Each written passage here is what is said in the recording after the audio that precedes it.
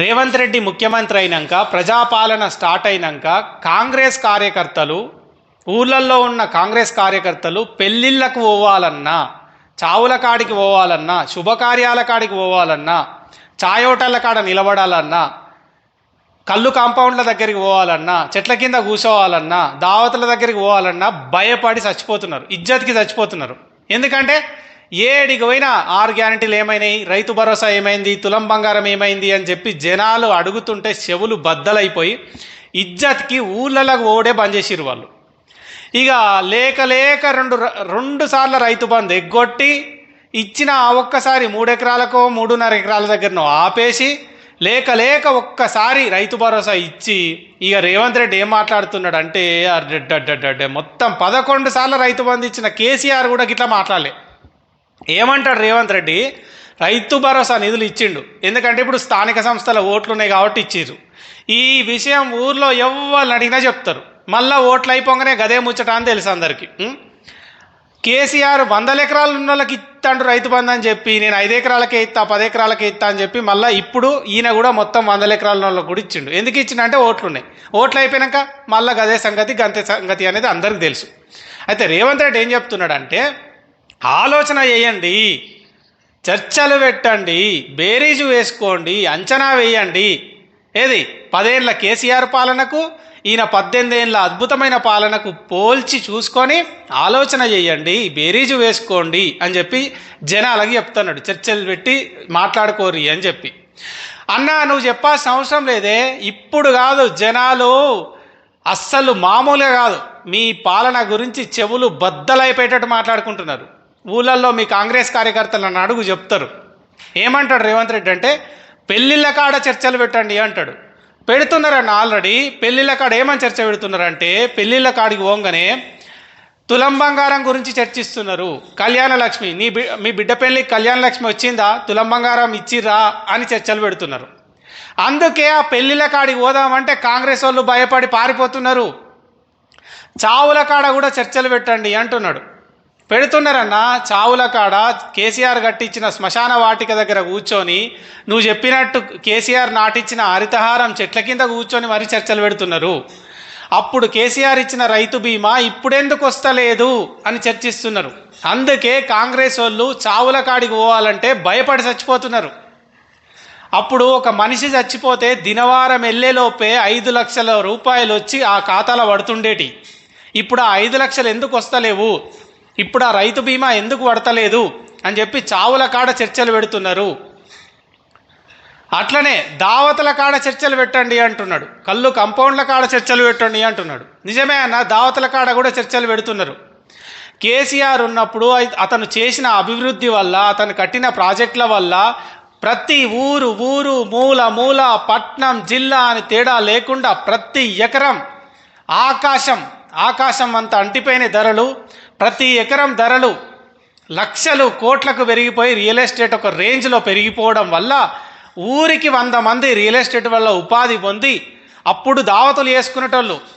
అప్పుడు 100 పేపర్స్ ముంగట పెట్టుకొని కేసీఆర్ ఉన్న టైంలో అడ్డగోలు పైసలు వచ్చినాయి, రియల్ ఎస్టేట్ అడ్డగోలు పెరిగింది. దావతులు చేసుకుంటా చింతపండు మళ్ళీ కానీ ఎకిలి మాటలు చూసుకుంటా నవ్వుకుంటా పక్కపక్క ఈక నవ్వుకుంటా కేసీఆర్ మీద చేసిన దుష్ప్రచారాన్ని నమ్మి ఇవాళ కేసీఆర్ని ఒడగొట్టుకొని అప్పుడు 100 పేపర్స్ ఆగినోడు ఇప్పుడు ఐబీ ఆగుకుంటా చర్చలు పెడుతున్నారన్నా. నువ్వేం టెన్షన్ వాడు, దావతులు చేసుకుంటా చర్చలు పెడుతున్నారు.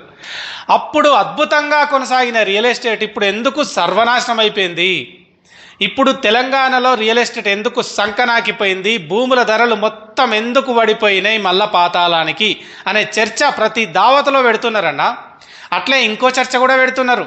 ఏంటిది అంటే, కేసీఆర్ కొన్ని 100 పథకాలు ఇచ్చిండు, కొన్ని 100 ప్రాజెక్టులు కట్టిండు, అటు అభివృద్ధిని ఇటు సంక్షేమాన్ని అద్భుతంగా నడిపించిండు. కాబట్టి కేసీఆర్ మందు ధరలు పెంచిండంటే ఒక అర్థం ఉన్నది. కానీ రేవంత్ రెడ్డి ఏం చేసిండని మందు ధరలు పెంచిండు అని చెప్పి నువ్వు అంటున్నావు కదా, మందు తాగుకుంటానే చర్చిస్తున్నారు, దావతులు చేసుకుంటా చీర్స్ కొట్టుకుంటా చర్చిస్తున్నారు. అట్లా ఎందుకంటే అప్పుడు నువ్వు అన్నావు కదా, కేసీఆర్ ఇచ్చే 2000 పెన్షన్ తోటి 2 ఫుల్ బాటిల్ కూడా రావని అంటివి కదా. మరి ఇప్పుడు ఆ 4000 చేస్తా అంటివి కదా, ఆ 4000 ఎటువైనాయి అని చెప్పి ముసలోళ్ళు మందు తాగుకుంటా చర్చిస్తున్నారు. కళ్ళు కంపౌండ్ దగ్గర కూడా చర్చలు స్టార్ట్ అయిపోయినాయి. ఏమని? కేసీఆర్ అప్పులు చేసిండు, కేసీఆర్ అప్పులు చేసిండు అని మాట్లాడుతీవి కదా అన్న. మరి వచ్చిన సంవత్సరంన్నర లోపే 2 లక్షల కోట్ల పైచిలకు అప్పులు తెచ్చినావు కదా. ఒక్క ప్రాజెక్టుకు భూమి పూజ చేయకపోతేవి, ఒక్క సంక్షేమ పథకాన్ని 100% అమలు చేయలేకపోతేవి. అప్పుడు కేసీఆర్ కొన్ని వందల పథకాలు అమలు చేసిండు, వందల రకాల అభివృద్ధి పనులు చేసిండు, భారీ ప్రాజెక్టులు కట్టిండు, అద్భుతమైన పనులు చేసిండు. ఇవన్నీ చేసిండు కాబట్టి అప్పులైనాయి, అప్పులు తెచ్చిండు అంటే ఒక అర్థం ఉన్నది అని జనాలకు అర్థమైంది. 10 లక్షల మంది ఆడబిడ్డల పెళ్లిళ్లకు కళ్యాణ లక్ష్మి ఇచ్చిండు, తల్లి బిడ్డలకు కేసీఆర్ కిట్ ఇచ్చిండు, మిషన్ భగీరథ కట్టిండు, చెరువులన్నీ పూడికలు తీపిచ్చిండు, పెద్ద పెద్ద కాలువలు, కాళేశ్వరం లాంటి ప్రాజెక్టు కట్టించిండు.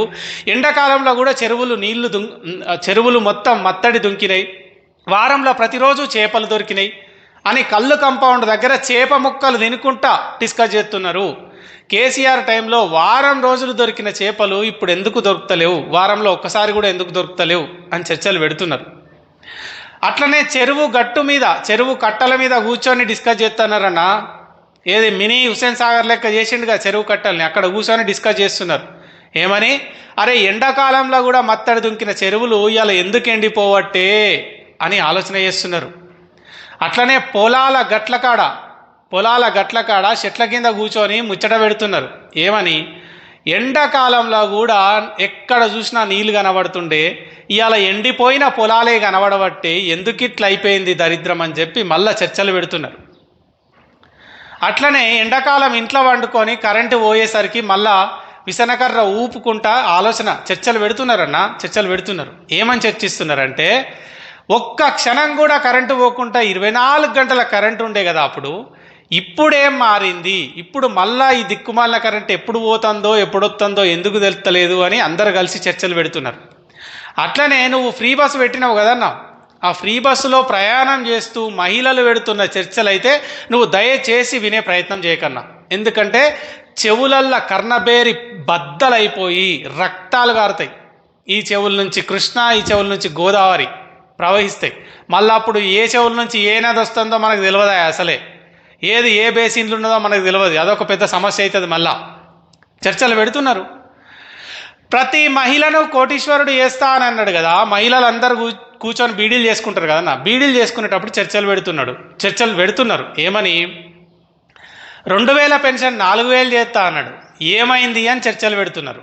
బస్సులల్లో పోయేటప్పుడు ఫ్రీ బస్సుని బండబూతులు తిట్టుకుంటా చర్చలు పెడుతున్నారు. ఏమని? ప్రతి మహిళను కోటీశ్వరరాలుని చేస్తా అంటాడు, నెలకు 2500 ఇస్తా అన్నాడు, గవ్వే ఇచ్చుడు శాతనైతే లేదు, మరి కోటీశ్వర్లను ఎట్లా చేస్తాడు అని చెప్పి మస్తు చర్చలు పెడుతున్నారన్న, మస్తు పెడుతున్నారు. కాళేశ్వరం ప్రాజెక్ట్ని ఇసుక కోసం, కేవలం ఇసుక దోపిడీ చేయడం కోసమే కాళేశ్వరం ప్రాజెక్ట్ని ఎండబెట్టి పొలాలకు నీళ్ళు ఇస్తలేరు అనేది కూడా చర్చ చేస్తున్నారు. అట్లనే ఈయన ముఖ్యమంత్రి అయ్యింది తెలంగాణ రాష్ట్రాన్ని అభివృద్ధి చేసేందుకో లేకపోతే ఇంకా దేనికో కాదు, ఓన్లీ కేసీఆర్ మీద ప్రతీకారం తీర్చుకోవడానికే పరిపాలన చేస్తున్నాడు అనే చర్చ జరుగుతున్నది. అట్లనే నిరుద్యోగులు కూడా మస్తు చర్చలు చేస్తున్నారన్న. ఎట్లా అంటే, సంవత్సరంలో 2 లక్షల ఉద్యోగాలు వేస్తా అన్నావు కదా, ఇప్పుడేమో కేసీఆర్ వేసిన 60,000 ఉద్యోగాలు వేసినా అంటున్నావు. అలా 50,000 కేసీఆర్ వేసినాయి. నేనే 60,000 ఉద్యోగాలు వేసినా అని నువ్వు మాట్లాడుతుంటే నిరుద్యోగులు నవ్వుకుంటా డిస్కస్ చేసుకుంటున్నారు. ఛాయ్ హోటళ్ళ దగ్గర, కాఫీ షాపుల దగ్గర, బార్ల దగ్గర అన్నిట్లలో చర్చలు చేసుకుంటున్నారు. ఏమని తెలుసా? కేసీఆర్ వేసిన ఉద్యోగాల్ని ఈయన వేసినా అని చెప్పుకుంటాడు. సంవత్సరానికి వేస్తా అన్నాయి 2 లక్షల ఉద్యోగాలు, ఈయన ఇచ్చినవి 10,000 కూడా లేవు. మాట్లాడితే నేను 60,000 ఉద్యోగాలు వేసిన అంటాడు. ఇంకా ఘోరమైన విషయం, తెలంగాణలో ఉద్యోగాలే వెయ్యొద్దు అని నిరుద్యోగులు ధర్నాలు చేస్తున్నారట. అయ్యా ఉద్యోగాలు వెయ్యకు, నువ్వు ఇచ్చిన 2 లక్షల ఉద్యోగాలు మస్తు సరిపోయినాయి, మీకు దండం పెడతా, ఉద్యోగాలు వెయ్యకు అని రేవంత్ రెడ్డిని బతిమిలాడి ధర్నాలు చేస్తున్నారట నిరుద్యోగులు.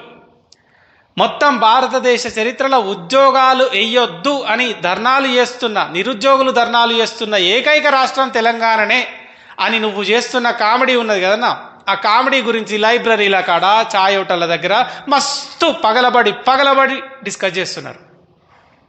ఉద్యోగులు కూడా నిన్ను నమ్మి మోసపోయిన ఉద్యోగులు కూడా ఉన్నారు కదన్న, వాళ్ళు కూడా పాపం టీచర్లు స్టాఫ్ రూమ్లలో కూర్చొని మిగతా వాళ్ళు అంతటా కూర్చొని డిస్కస్ చేస్తున్నారు. డిఏలు ఎటు పోయినాయి, పిఆర్సీ ఎటు పోయింది, అవెటు పోయినాయి, ఇవెటు పోయినాయి అని మస్తు మాట్లాడుకుంటున్నారన్న. భారతదేశ చరిత్రలో ఎవరూ పెంచనంత జీతాలు కేసీఆర్ పెంచితే కేసీఆర్ని కాదనుకొని మీకు ఓటేసినందుకు 5 డిఏలు వస్తాయని ఎక్స్పెక్ట్ చేస్తే 2 డిఏలు ప్రకటించి ఒకటే ఇచ్చినావు చూడన్న. ఆ ఒక్కటి కూడా మళ్ళా గడికింత ఇస్తానో చూసినావా? ఆ అద్భుతమైన విధానం గురించి ఉద్యోగులు కూడా చర్చించుకుంటున్నారు. తెలంగాణ రాష్ట్రంలో గురుకులాల్లో విద్యార్థులు కూడా చర్చించుకుంటున్నారు. గురుకులాల్లో చదువుకునే పిల్లలు ఈరోజన్నా పురుగులు లేని అన్నం దొరుకుతుందేమో, కేసీఆర్ ఉన్నప్పుడు బంగారం అసంటే అన్నం తిన్నాం కదా, కానీ ఇప్పుడు పురుగుల అన్నంతో తినాల్సి వస్తుంది. ఈరోజన్నా పురుగులు లేని అన్నం దొరుకుతుందేమో అనే ఆశతోటి వాళ్ళు ప్రతిరోజు చర్చించుకుంటారు. మొన్నటిదాకా బంగారం అసంటి తిండి తిన్నాం, ఇలా అన్నంలో అన్ని పురుగులు ఉంటున్నాయి, ఎట్లా తినాలి వీటిని అని. అట్లనే ఇంకో విషయం కూడా డిస్కస్ చేస్తాను, అది చాలా ఇంపార్టెంట్. లాస్ట్ అది ఏంటిదంటే, జిహెచ్ఎంసీలో కుక్క చచ్చిపోయినా, ఎల్లిగాడు దుమ్మినా, మల్లిగానికి జ్వరం వచ్చినా దానికి కేసీఆరే కారణం అని చెప్పి మేధావులు కేసీఆర్ మీద తెల్లారు లేతే రాత్రి దాకా మొరిగిన మేధావులు ఉన్నారు కదన్న. ఇవాళ వాళ్ళల్లో ఏ ఒక్కడు కూడా ఎందుకు కనిపిస్తలేడు, ఏ ఒక్క మేధావి కూడా మేము ఈ ప్రభుత్వాన్ని ఎందుకు ప్రశ్నిస్తలేడు అనే విషయం అయితే చాలా గట్టిగా చర్చించుకుంటారు. ఇంకొకటి, ఒక్కసారి ఎన్నికలు పెట్టి చూస్తే ప్రజలు ఎట్లా ఆలోచిస్తున్నారు, ఏం అంచనా వేస్తున్నారు, ఏం బేరీజు వేస్తున్నారు, వాళ్ళు ఏం ఆలోచన చేస్తున్నారో మీకు దిమ్మ తిరిగిపోయేటట్టు అర్థమవుతుంది. అందుకే ఒక్కసారి ఎలక్షన్స్ పెట్టి చూడండి అన్న, మొత్తం పిచ్చ క్లారిటీ వస్తుంది, పిచ్చి క్లారిటీ కదా.